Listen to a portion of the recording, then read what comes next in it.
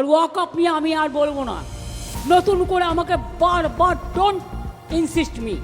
ওয়াকআপ আমাদের এখানে কোনো কোশ্চেন নেই। যদি ওয়াকআপ নিয়ে আন্দোলন করতে হয় দিল্লিতে যান, এখানে নয়।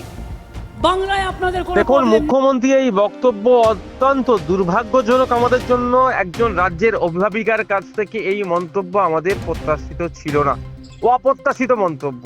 আর বিশেষ করে সংখ্যালঘুদেরকে উনি সংখ্যাগুরুদের থেকেও মানে এক এক ক্ষেত্রে দেখতে পাই বেশি ভালোবাসেন। তার কাছ থেকে এই মন্তব্য কোনোভাবেই কাঙ্ক্ষিত নয়। কিন্তু আমাদের বোঝার সময় এসেছে, প্রতি উত্তর দেওয়ার সময় এসেছে। শান্তিপূর্ণভাবে গণতান্ত্রিক প্রক্রিয়াতেই প্রতি উত্তর দিতে হবে, অন্যথায় আমরা কিন্তু যারা এই সংবিধান রক্ষার আন্দোলন নেমেছি ক্রমশ তারা পিছিয়ে যাচ্ছে। আপনারা জানেন, নূপুর শর্মার যখন সর্বকালীন শ্রেষ্ঠ মহামানব হযরত মুহাম্মদ সাল্লাল্লাহু আলাইহি ওয়াসাল্লামকে নিয়ে বাজে মন্তব্য করেছিল, তখন উনি বলেছিলেন দিল্লিতে গিয়ে আন্দোলন করতে। আবার এখনো উনি দিল্লিতে গিয়ে আন্দোলনের কথা বলছে। কেন্দ্র সরকারের বিভিন্ন ভ্রান্ত নীতির বিরুদ্ধে আমাদের রাজ্য সরকার প্রতিবাদ সংগঠিত করে না।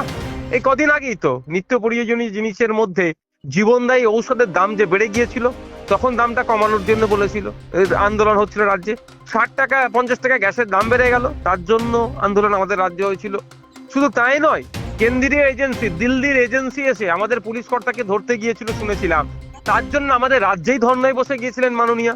100 দিনের কাজের টাকা আবাস যোজনা নিয়ে আমাদের রাজ্যে ধর্না হয়েছে 144 ধারাকে উপেক্ষা করে রাজ্যপাল ভবনের সন্নিকটেই সেখানে হয়েছে। এবং সাথে সাথে বিভিন্ন ইস্যুতে আমরা দেখেছি দিল্লির বিরুদ্ধে আন্দোলন রাজনৈতিকভাবে মমতা ব্যানার্জির দলেরা এখানে করেছে। আর আমরা যারা সংবিধান রক্ষার জন্য বিভিন্ন রাজনৈতিক মঞ্চ থেকে, সামাজিক মঞ্চ থেকে যখন আমরা এই প্রতিবাদ করছি, তখন আমাদেরকে নিধান দিচ্ছে দিল্লি যাওয়ার জন্য। ব্যাপারটা হচ্ছে কোনো ক্রমেই চাইছে না পশ্চিম বাংলায় আন্দোলনের দানা বাঁধক। কারণ পশ্চিমবাংলার মাটি বিপ্লবী মাটি, আপনারা জানেন ব্রিটিশদেরকে তাড়ানোর ক্ষেত্রে বাঙালিদের কি ভূমিকা ছিল, সেই জন্য ভয় পাচ্ছে, সেই জন্য একত্রিত হতে দিচ্ছে না। বকলেমে বিজেপির সুবিধা হবে, যদি একত্রিত হয়ে যায় বিজেপি দুর্বল হবে, তাই বিজেপি যাতে দুর্বল না হয়, বিজেপির ওপরে না প্রশ্ন ওঠে, সেই জন্য এই চক্রান্ত চালাচ্ছে। এখন বাংলার মানুষ দেখুক, মুর্শিদাবাদের মতো জায়গায় যেখানে সংখ্যাগরিষ্ঠ মানুষ হচ্ছে মুসলিম সম্প্রদায়, সেই জেলাতে গিয়ে এই ধরনের কথা বলার ঔদ্ধত্যপূর্ণতা দেখাচ্ছে কিভাবে। ওখানকার এমপি এমএলএ গুলো কি করছিলেন স্টেজে বসে? তারা বলতে পারলেন না যে আমাদের বাপদাদুর কবর থেকে শুরু করে আমাদের পূর্বপুরুষে রেখে যাবো ওয়াকফ সম্পত্তি, যেটা সংবিধান বহির্ভূত ভাবে কেড়ে নেওয়ার চেষ্টা করছে, তাদের বিরুদ্ধে কথা বলতে পারলেন না? তাই মুর্শিদাবাদের মানুষ কাদেরকে জিতিয়ে পার্লামেন্টে, কাদেরকে জিতিয়ে এমএলএ করে পাঠিয়েছে, মুর্শিদাবাদের মানুষ দেখুক, আর রাজ্যের মানুষ দেখুক যে কাদেরকে ক্ষমতায় বসিয়েছে। এবার রাজ্যের মানুষ যদি সংবিধান বাঁচানোর লড়াইয়ে যোগ দিতে চায়, তাহলে বলবে এই যে সরকার চলছে একে এবং এর প্রধান বিরোধী দল বিজেপিকে প্রত্যাহার করতে হবে।